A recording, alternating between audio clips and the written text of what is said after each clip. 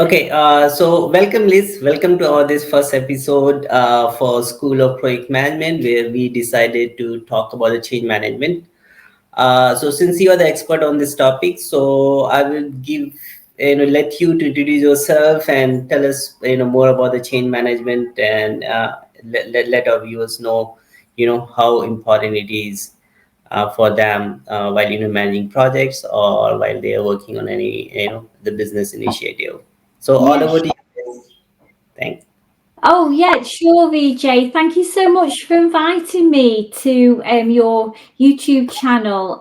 It's fantastic to be here. I'm really excited to connect with you and your followers. I have been looking at your YouTube channel, and the content that you provide is incredible. And it's absolutely a huge help to your followers in the change world. And it's great to connect with you, like minded change professional. So, I am a high performance coach for change professionals. I've been in the change world for over 20 years, and the last 10 years owning my own coaching business, helping change managers stand out and be recognised as top talent. So my majority of my time in projects has been for Vodafone UK, and my experience has ranged from delivering propositions, um, setting up contact centres, closing contact centres down and bringing people into different, into more central locations, um, Right. helping, the change lead for one of their digital first projects, which was Voxy, where we had the contact centre set up to be digital first. So have had a team of people, change specialists reporting into me. So yeah, quite a lot of experience and projects over those 20 years, ranging from technology, digital, like I say, propositions, people changes. And yeah, my mission is to support as many change professionals as I can, because it is a really important role, and it's a role that has a lot of pressures, a lot of demands. And it's about helping people to stand out and get the recognition they deserve for the great work that they do. So I'm really excited, VJ, to be joining you on this podcast today. Yeah, same. Likewise here, Liz, and wonderful. Given your experience and so much knowledge about change management, I think this session would be very helpful for our viewers. So, like you mentioned, right, change management is the one of the key aspects of managing business or achieving the objective of the business. I heard right, the 70% time or the 70% of initiative they fail to achieve their objective due to the improper or improper management of changes, right? So I can fully understand why it's important and why it's much more important for the people who are actually looking after all those changes and trying to make the things work on their projects or business. So moving forward, can you help us for our viewers to understand what exactly the change management is in their day-to-day life, how they see as a change management, and how they exactly differentiate the change management from the normal day-to-day operation or let's say day-to-day work. So can you help to for our viewers to more understand about the change management? Yeah, sure. So I've had the privilege of working with hundreds of change professionals over the years. And the key thing with change management is it doesn't matter what industry you work in, whether it be retail, fashion, cosmetics, telecommunications, technology. Every industry needs a change manager. So it's not industry specific, but every business in every industry has change that they need to deliver. And that can be bringing in new ways of working, new processes. It can be bringing in new systems, new technology. It can be removing old systems, legacy systems, and having that continuous improvement. And to make all of these changes, whether it's a process or a change to a policy, you need a change process to make that happen, because it's change is bringing in a group of people that own their own different work stream in a business. And the change manager's responsibility is to agree what the change is going to be and helping the people and the processes and the business get to the end point of what the change needs to be. So it's a process to take whatever the scope of the work is, and navigating that with the people, with the business, with the departments, with the requirements, through a process of milestones and phases and due diligence to get to an endpoint. So that will include managing stakeholders, managing people. And it's quite tricky because these are not your direct reports. These are virtual teams. And sometimes change managers have to manage across partners. So worldwide, they can have stakeholders based in the UK, they can have stakeholders in Malaysia, wherever, that the partners are Yeah, based. multiple sites, Yes. this is one of the key feature of any of the projects, or even the multiple multinational companies operation. So I can fully understand, having a multiple site, multiple the team, and of course that internal element itself bring a lot of changes, and then on top of that you get external impact, and of course there has to be a dedicated person who can understand those changes and try to manage it, so that, like you mentioned, it's not impacting the scope, or overall it's not impacting your final objective or the outcome of your projects, or whatever the endeavor which you're doing. So that's really great, and I think that's pretty much pretty clear and right, on the topic itself. So what exactly the change management is, and like you said, it's common across all the business, right? And that's very true. That's very true, because we do operation, or we work, or we perform the projects in a very dynamic environment, where situation changes, right? And there could be various external factor impact, the internal factors, and like you mentioned, there are several stakeholders. So the things are so much changing in nature that you need to have a dedicated the person who is looking after those changes. So I think I understood correctly, Liz. So would you like to add more on that, or Yeah, something so I'm? I think there's different time zones that you have to manage. I know a lot of my clients, they have stakeholders on multiple different time zones when they're managing projects.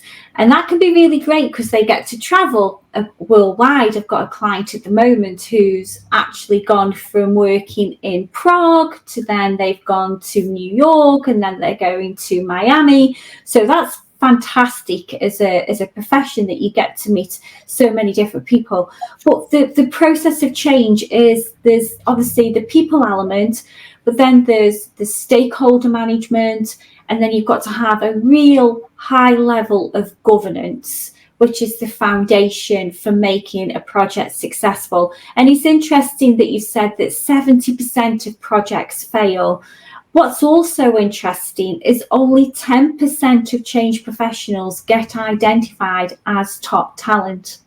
Wow. So that those two stats are quite startling, and there's so many dependencies that the change manager is responsible for, and managing the plan. So they create the plan in conjunction with their stakeholders. They have their sponsor, who's the decision maker, but some projects will have a board of sponsors. They'll have a steerco, depending on the size of the project.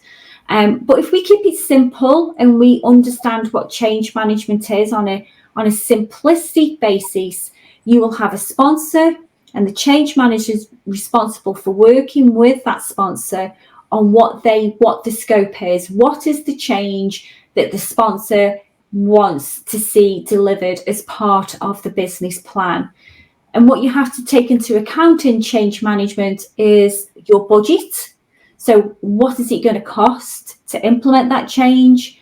Having a business case. So, it's understanding the financials. Does the business case stack up? And again, the sponsor has to sign that business case off. Finances may need to be released. And then there may be system elements. So it's understanding that, if you're introducing technology, that's a whole work stream in itself within the wider project. So it's taking the project from concept through to delivery, and there's phases that you follow to get you to that endpoint. So I'm trying to keep it simple because it can become really complex, VJ, as you well know.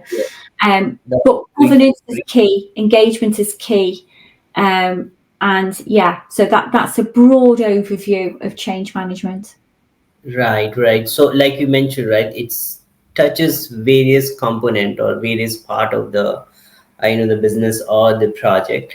So, based on your experience, Liz, what do you think? What are the three critical component which should be always looked upon whenever you are working as a change manager or you're looking after overall change management? So, what are those three things which which can help the team to achieve 80%, the Pareto rule, the 20%, 80%. So you focus on 20%, then you're going to achieve your 80% results. So what are those three component which you can tell to our audience which they should be focusing on, so that they can succeed, they can achieve their objective in terms of the change management? Yeah, sure. So it's perfect timing, actually, VJ. It's a really good question. So I know when we spoke before, I was really keen to understand why you'd asked me to come and join this great channel. And I know that you were saying that the practical advice that I give change managers is a huge complement to the technical advice and the knowledge that you have. And I think the two go hand in hand. And I think the key problem that I see with change professionals is they are constantly chasing certifications to help them to stand out. But actually, it's the practical side of change management that isn't focused on enough. So the three key tips that I would give to anybody watching this today is confidence. So sometimes we lack confidence in objection handling our senior stakeholders. We have sponsors that want a project delivered at a certain time because they're up against it, that plan needs to be delivered. And sometimes change managers don't want to say no. They want it to help, they want to make things land. But one of the biggest mistakes is not being able to push back. So it's about having that confidence to push back, but making sure you've got your justification ready to go to help your sponsor understand why you're pushing back. So I would say stop people pleasing your sponsor and be Right. realistic. Yeah. I can see you shaking your head there, BJ. Yeah, I can,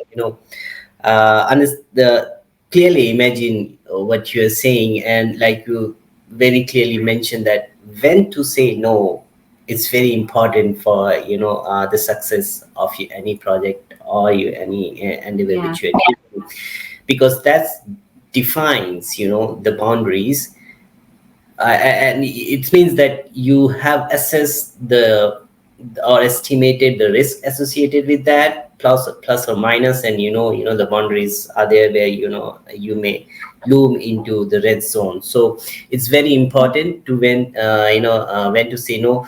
But it's very easy to say no, but like you mentioned, for professional, it's not that easy to say no. So mostly we find the yes people, and which many times which turns out to disaster. So Mm, having, just taking forward this one as one of the challenge, based on your experience, what do you think? What are the top three challenges which change manager faces when they, work on any project, and how they can, resolve those issues, or how can they overcome those challenges? If you can share those three sure. challenges, and So that I, would be I great. think that's the first one, the challenging back on timelines. So, a business may need or want to get something in at a certain point in time. Now, what I would say is work through that timeline with all the relevant stakeholders. So pull that plan together in conjunction with the people that are going to help you to deliver that plan. And if that plan, extends out, think about, okay, well, what can be done? So, you might want to do minimal viable product, but you need to have that confidence to play back to your sponsor the reality of the ask. And but you need to back it up with the buy-in of everybody around you. Now, if your sponsor then decides to carry on and go forward, if you've highlighted the risks and you've documented that, then that's the sponsor's decision. But it's not being afraid to push back, because if you don't, and you don't say anything, and the project doesn't deliver, the person that gets sort of responsible for that is the Yeah, project yeah, manager. yeah, I completely agree. In fact, this reminds me one of the sayings which I heard from one of my mentor when I was working in one of the EPC project, that raising your voice at the right time in the right tone can do Mm, the wonder. So I completely agree. That's yeah, how it should be. yeah, And this is the skill. Actually, it's not very common among the people, but yeah, that's really makes yeah. difference a lot. I, I think also, as change or project professionals, we feel it's our responsibility to solve everything, but it's our responsibility to manage that resolution. It's not our responsibility to come up with all the answers. That's when you're bringing in collaboration with your sponsors, your stakeholders, whoever it is that's involved. And I think we too quickly jump into, I need to solve everything, because we all want our projects to deliver, don't we?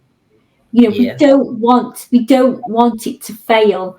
But, exactly. like we said earlier, sometimes it's braver and you get credibility and respect by saying, this isn't going to work because of X, Y, and Z.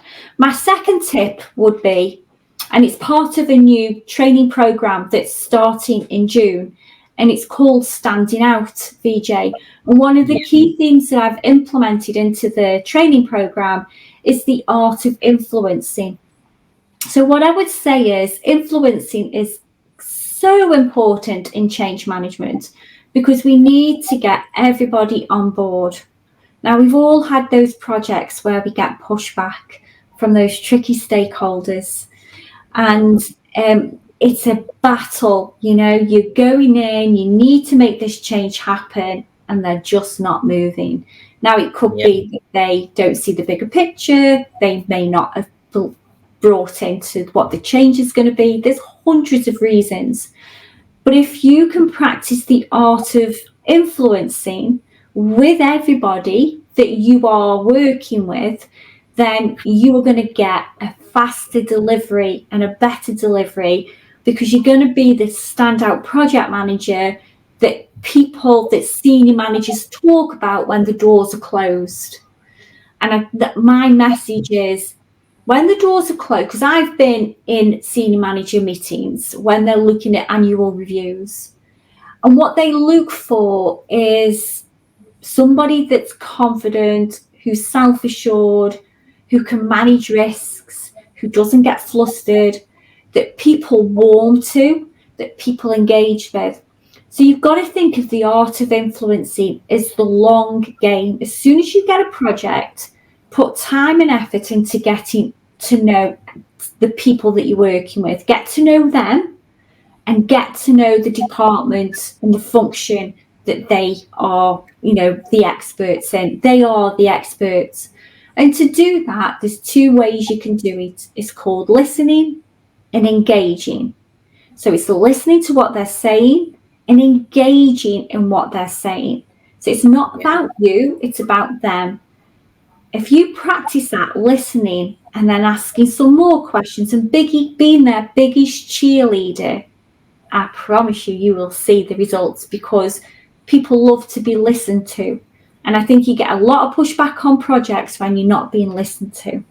Yes, yes, yes, yes. And I'm very much, uh, curious about the art of influence, right? This is actually um, hearing, first time when some professional is actually, you know, making it a forefront to as a tool to deliver the changes or deliver the objective.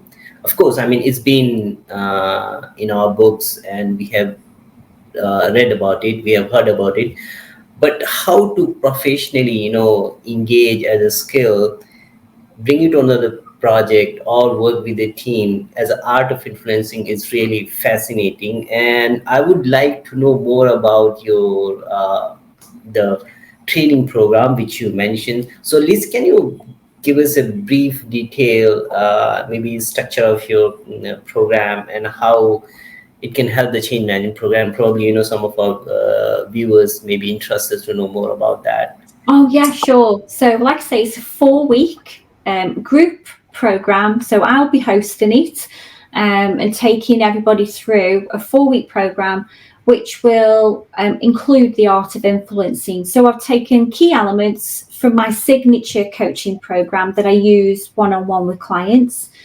and condensed it into 4 weeks, because sometimes there's a barrier to budget. So it's being able to create services for all budgets. And this certainly does hit that. The first thing in the program is what we look at is what you stand for, what are your values, and actually what are your goals. So 3 goals within work and 3 goals outside of work, because the two are very linked. So we get really clear about who you are and what you stand for, and then we connect those values to your goals. And the reason I do that is because you are more likely to achieve those goals when you connect your why than you are if you don't. So it isn't just about, right, what do you want to achieve? I really want you to achieve. So I go to the heart of it as to your why. Then week 2, we look at tenacity. So this is about having resilience and also being very productive. Believe it or not, a lot of change managers suffer from procrastination. And that would be Right. my third tip, actually. Yeah. I have seen a lot. So I could make it work. Yeah, right, Yeah. right. And I think, procrastination is a coping strategy because you're overwhelmed. You've got Yeah, so much going on. You don't know where to start. You've got yeah, 10 variations of your plan, and you've got risks and mitigations, and it becomes too much. And so you procrastinate. So in week right, 2, it's about being tenacious. And I share with you my high performance productivity planner. You get loads of worksheets within the program. You learn numerous skills. So high performance planning. So even though you're a change manager, it's about actually you've got a plan to manage, but I want to manage you. I want you to be productive, not just your plan. That's the difference. And having that resilience to keep going. Then we look right. at your aura. Yes, Oh, just to add on that, the procrastination, a procrastination of even couple of days can lead to million impacts of your project, oh maybe yeah. of couple of months or years. So I'm fully agree with you. The procrastination, which may Mm, sound a simple term, very common term, But if you go down to the deep and try to analyze how it is actually impacting in terms of dollar value, that's huge, right? Yeah. That's And when you especially work on a project from end to start, you can realize and understand that. So I can completely correlate what you're seeing, in terms of the Yeah. procrastination, and that's And, really my and mind. that goes back to my earlier point, VJ, because I think project managers think that they have to manage everything. Yeah, And that's the problem. You don't. You're managing a plan. Your stakeholders have roles and responsibilities. And it's about being clear and confident about that at the beginning. That's that confidence thing I talked about earlier. And that's part of my program, working on your confidence. What is holding you back? So we remove your limiting beliefs and give you strategies to be more confident, to take that bold move. I also include how to re-energize from stress, so healthy habits. So change managers work crazy hours, too long. And actually, is that making you productive? No. You need to re energize from stress. I've wasted months in the past being exhausted at the weekend because I've burnt out throughout the week. yeah, And then, yeah, if I'd had a bad meeting, I couldn't switch off. So I yeah, help you to re energize from stress. I also exactly. bring in the art of influencing. Oh, sorry, And go on. so just one bad event or one bad meeting actually, it's the impacts a lot the coming meeting or the coming, the Yeah. assignment. And sometimes, it's become a kind of cyclic. So, and you get caught into this loop, and and you don't even realize that, Mm, when especially in a very dynamic environment. And over down the line, these kind of the events really impacts a lot. And I see people suffering, yeah, and it seriously impacts overall the organization. So I completely agree, what you you're say. right. Yeah. uh, I think sometimes when you haven't got that confidence, or you're procrastinating, I think your project team pick up on that. And then I right, feel as if you lose the engagement, VJ, don't you? Because they haven't got that trust in you. So it's yeah, about that everything is so linked, massively linked. If you're procrastinating, your project team lose faith in you, you lose your confidence, you feel overwhelmed, so you procrastinate. You don't like to tell your sponsor that you're not going to deliver on time. It just keeps going on and on. And you're right, you lose days, weeks, and months of delivery, and obviously your own personal time. And then finally, because it's only a 4-week program, and I really try and cram as much as I can into there, but it's also making sure that it's at a good pace. We talk about the art of influencing and persuasion. So I've actually got 2 frameworks that I take my clients through. The Oh my goodness, it's a game changer. There's practical frameworks.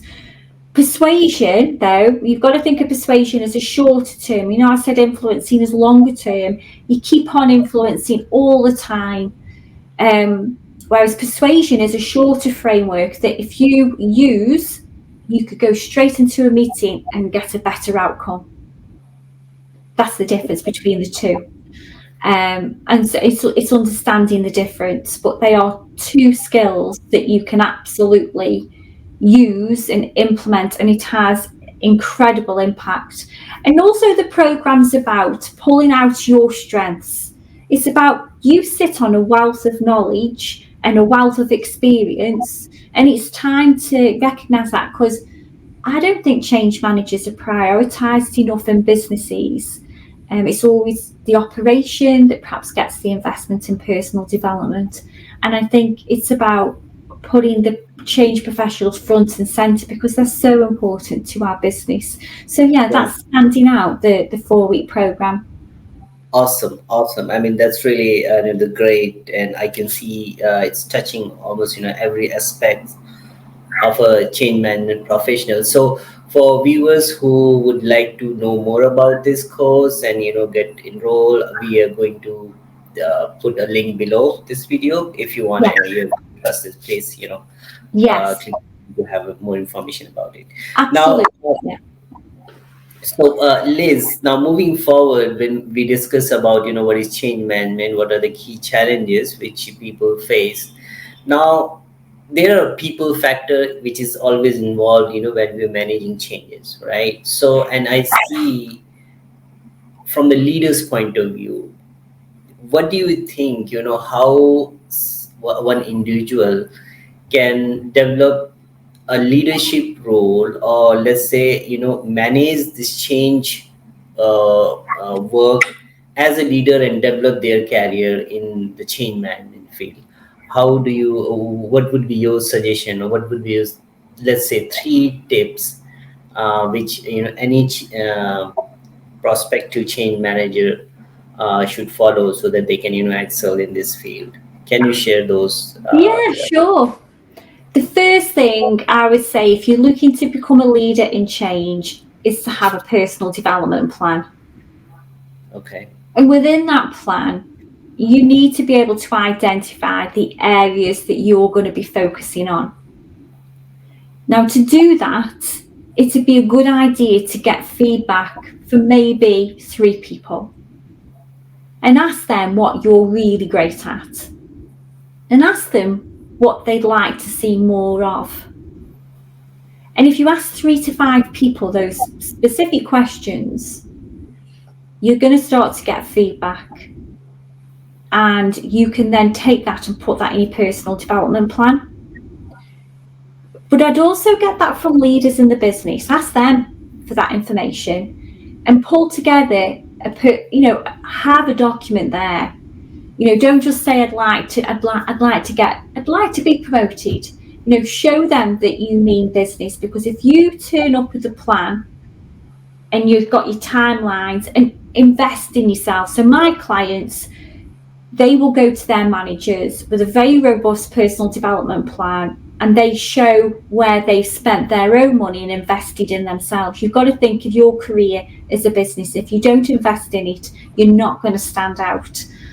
Whether that's getting a coach, whether that's doing a training course, whatever that may be for your own personal development. But if you don't think you're worth investing in, then why would they?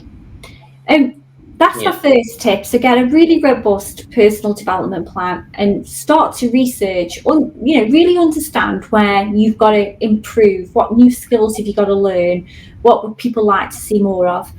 I would also then get a mentor, a senior manager mentor, and ask them to support you, but give them the reasons why. And when you're looking for a mentor, look at somebody that you look up to, a role model, somebody that has great characteristics, that is passionate about their work, that's got great knowledge. And then when you're having your mentor meeting, make sure you're taking real life examples into that session. So you've got having a great discussion, and ask them how they would have handled a situation. So identify the right person for you, think about their characteristics, then start to catch scenarios where you're struggling and take them into the session. And then the third thing you can do is maybe show areas where you've delivered, and get your line managers feedback as well.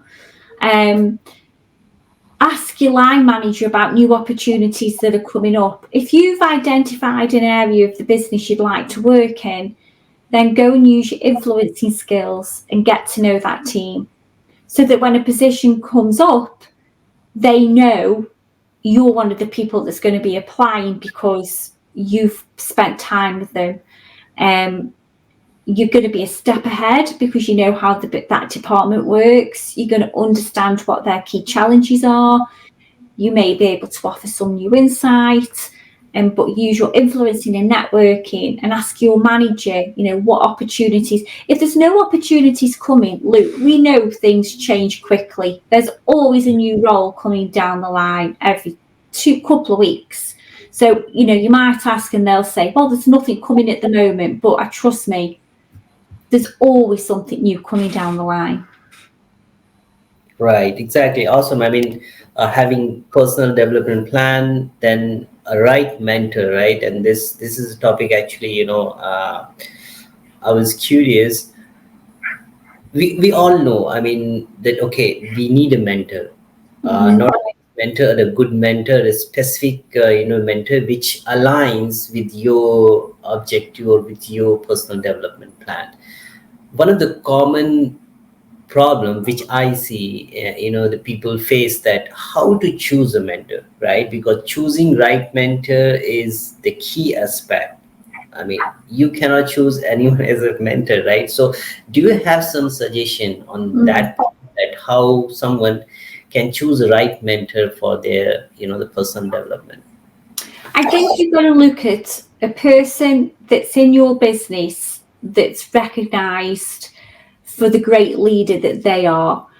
And usually, a great leader is recognised because they are moved around the business a lot to deal with the big ticket items. And so they're getting a lot of experience and a lot of knowledge. I personally think about a mentor as somebody that's a role model. How are they with people? You know, do they really interact with people? Do they bring the best out of people when they're in a meeting? Even though they're senior, they really do become personable and put people at their ease, but also they're fair and consistent. So they're knowledgeable, they know their stuff, they take the time to understand. Um, they're very organised, they make decisions really quickly, you don't have to chase them, they're very proactive. Um, just think about how somebody that's highly regarded, but you've also got to think about if they're going to be giving you 1 hour of their time, you've just got to, you cannot ask for their support if you haven't got a personal development plan, because I can guarantee you that person's going to be in demand. Everybody will want them as their mentor. So, you know, Right. you've got to make sure your request is a solid request. Yeah, exactly. So like you're discussing, right, these all mentor and discussing, having discussion with the line manager, this all forms the part of a process, right? And why I'm coming to this is because I always believe, for the success of any project, there is basically the three component, and is a people, process, and tool, right? So we have touched about the people part very well, right? Now the next thing which I wanted to discuss regarding the process part, right? So from an organization point of view, how do you think an organization should be developing their change management processes so that it can give them maximum results, or let's say, the more higher rate of success for their projects? So if you can, say, share some lights on that topic, that will be really helpful, because our viewers are, many of them are on managerial position, they define processes, so probably this will help them to, better understand the change Yeah. management overall process for it from organization point of view. I mean, there's so many variations of processes, isn't there, within organisations? And I know at Vodafone, their approach would be to look at the numbers, to look at the customer insight, the employee insight, to look at service levels, to understand where the pain points are, because your processes could be on your telephony, it could be on your technology. So it's about looking at the insight before making a knee-jerk reaction, and again making sure, as much as you can do in any organisation, that you've studied those insights to the degree that you can make the best decision given what insight, because sometimes there's so many variables, isn't there, VJ, when you're looking at processes. So I Yeah. think first of all, it's looking at the insight. Have you got the insight? If you haven't, can you obtain the insight? Whether that's customer complaints, it could be, like I say, it could be outages, it could be KPIs, SLAs not being achieved. Understood. Yeah, I mean, what's your experience, VJ? What would you say around processes? Yes, I mean, the success of any organization, I think it lies in the how well their processes are defined. And like you mentioned, right, it's very important to direct your KPI towards your customer feedback, right? And that's basically defines your the all top to down strategy, where you define each process certain level. The one the common thing, or I would say the key thing which I would like to share, that the processes who have the full loop, which carries from your top to the bottom levels, are actually more effective or more successful. Sometimes we see the process which are not fully in loop, and they do more harm than even good for the process, or from the organization objective point of view. Mm. But yeah, overall the process has a key role. Now, okay, the process is not the only role for for a success of any project organization. There's another component which comes very handy, that is tool, right? And that's what I wanted to ask related to that particular topic, that as an individual, let's say me as a change management professional, what are the top three tools which I should be utilizing, or let's say I should be knowing, so that I can excel in this field? Can you recommend some tools which is very common or very helpful for the change management professional?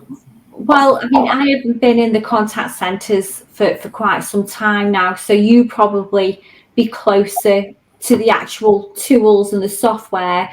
And things change so much so quickly all the time, don't they? I know when I was one of the first change managers, change teams to go through agile training. So we're talking now, it'd be about 7 years ago, and nobody had heard of agile. And we were using, I think one of the softwares we were using for the processes was Jira. Oh, yeah. uh, yeah, so that's quite, so I think you might be closer, to the software that you can recommend. But I think you're right. I think it's not, processes aren't mapped out end to end, and when that loop isn't closed off, oh my goodness, it doesn't half cause some problems, and it can be the tiniest part of that process that's been left out. And again, I think we're pushed on time all of the time, and some businesses don't even map out their processes. You can go into a project as a consultant, and people are still amazed when they go into businesses and they haven't got their processes even mapped out, let alone have software to map them out. But what software would you recommend, VJ? Yes. So from the project management point of view, I think the key tools, one is yours, the planning tool, right? It has various kind of tools. So there are several tools like MS Project, Mm-hmm. Primavera, even Excel sheet. It's not like that. Excel is like a very powerful tool, and it can be utilized in a very well planned tool if it's managed well, right? Yeah.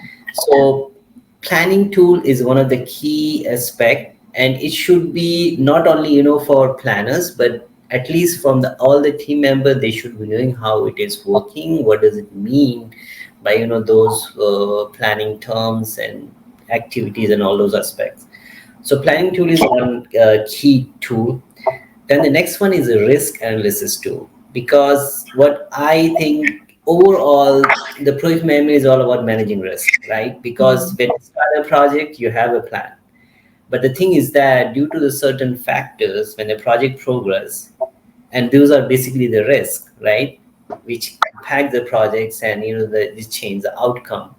So it's very important to know the various risk management tool. And then of course the last one, which I think is a communication tool, is very important, which we are pretty much aware, right? Only thing is that I think the timing, sometimes timing could be issue, right? A right information at the right time is going to give you the right result, right? So those aspects has to be taken care of while we are working about the tool part. Now, from tool, one question came in my mind. I think one of our viewer asked that, what do you think about the role of AI? Because AI is very hot topic these days, and many people think that AI is going to take over their job, especially uh, various aspects, even in project management, field, and especially those kind of projects which are kind of repetitive in nature, and where the projects or the activities are kind of repetitive, right? Mm. So, from your point of view, what do you think that how the AI will impact the change management industry, or what could be the possible impact, or maybe in terms of benefits, pros or cons? Can you share those ideas so that I mean, users? I love AI, and I think you've just got to embrace it. I do not believe for 1 second AI can replace a change manager. When we've just been talking about influencing, AI cannot use those emotions and have those feelings and, you know, communicate that effectively over to our stakeholders. AI can't show that you're listening to your stakeholders and engaging. So I think from a role perspective, absolutely not. There'll always be a requirement for a change professional. But I do think we need to lean into AI and learn as much as we possibly can. It's going to benefit, it's going to help us with our communication, chat GPT. I mean, oh my goodness, I've got a spreadsheet with so many different variations of AI that too many to name. But I think I personally want to learn as much about AI as I possibly can. Yes, I think in business it's going to make a massive difference. I've, I know of a travel company, a technology company, sorry, that is implementing a way of working with their advisors and being able to give them feedback based on the call that they've just listened to. There's a lot of, AI is coming in with that. But it's like everything, you've got to keep it in perspective and keep balance. So AI might be able to analyse a call that somebody's just taken and give them feedback, but will AI be able to ask them, is everything okay at home? Is there anything you want to talk to me about? It's all the human stuff that AI, we need that connection. Obviously from COVID, I still see a lot of people struggling from the effects of COVID and that lack of connection, working from Yeah, home, and yeah. we need that as human beings. So I would personally say lean into AI, like chatbots and being able to self-serve. There's times where you can just go on and have that chat, that web chat. I think it's fantastic for that. But no, I don't think it's ever going to replace the humans. There's always a need for it. Yes, yes, understood. So I think from the AI point of view, we should treat it as a friend instead of treating as an enemy. And the focus should be how well you utilize the tool which is Yeah. there, and you can do wonders with that tool. So I completely agree with your point of view. And yes, like you mentioned, it's going to change a lot the way we the manage project or impact daily day-to-day work life. It's all about how well you utilize. It's not about whether AI is going to replace it. So very well said that. And let's see if any other question from our users. Right. So one more question, Liz, which I'm seeing one of our users asking that, for a beginner, right? How do you think if someone wants to develop their career in change management, then what plan they should be having? Let's say starting. I'm a fresh guy and just entering a change management industry. So how should I plan my career path? what should be the step which I should be taking to develop myself, or let's say develop my career in a successful change management professional. Mm. I think it's about how much experience. If you're new into change management, first of all, you need to get a few projects under your belt, so to speak, don't you? I think you need to just get some experience of delivering some end-to-end projects, but don't be afraid to ask for help as you're doing that. If you're new and you want your career to progress and take on more complex projects with bigger budgets, more responsibility, perhaps moving into program management, you have to have a good foundation there. And the only way you're going to do that is by just delivering some projects.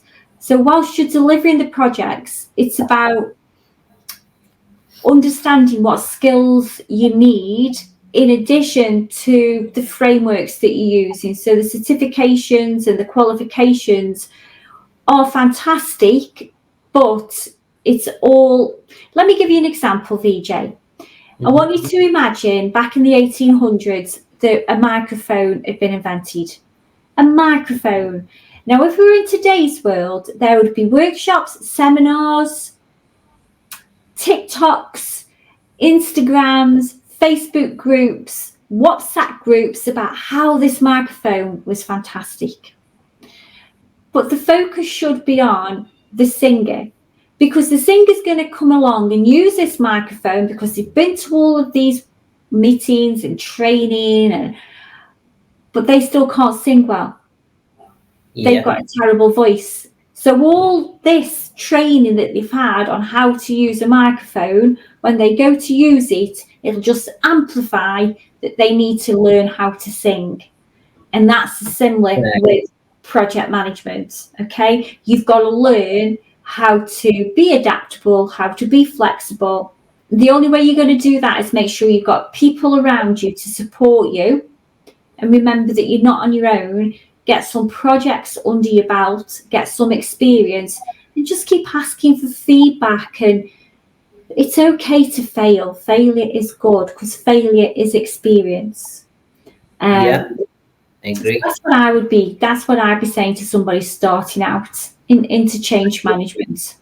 Yes, yes. So I think the fundamental remains same, even though the various tools or various external factors are impacting. But if you really want to develop a career, you need to focus on those fundamental things, and make sure you're equipping with the skills which can really help you to grow faster by, of course, taking leverage of all the tools and new development or new techniques which is coming along the way.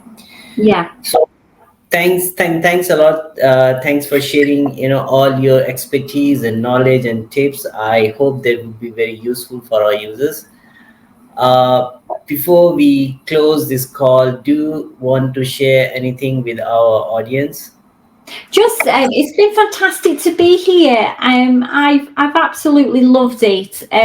Just want to keep putting change professionals front and centre, which your channel absolutely does, VJ. So it's incredible that what you're doing with your audience and sharing as much insight from your years of experience. And so yeah, we just keep putting change professionals front and centre. Reach out for help. Invest in yourself. Make sure you've got the right tools to deliver great jobs, to deliver brilliant projects. And it's great that you're building this community, VJ. So I just think it's really exciting. It's fantastic to be here. So thank you. It'd be great to hear what your listeners think of it. So leave some comments for us if you've watched this episode through to the end. Yeah, thank you, Liz, again. And viewers, if you want such the episode with Liz, please drop your comment. Also, the suggestion topics where we would like to carry on these episodes, and definitely we will come with more valuable episodes which can help you. So, with this, let's end this call and see you in the next episode. Fantastic, VJ. Take care. Yeah, bye bye.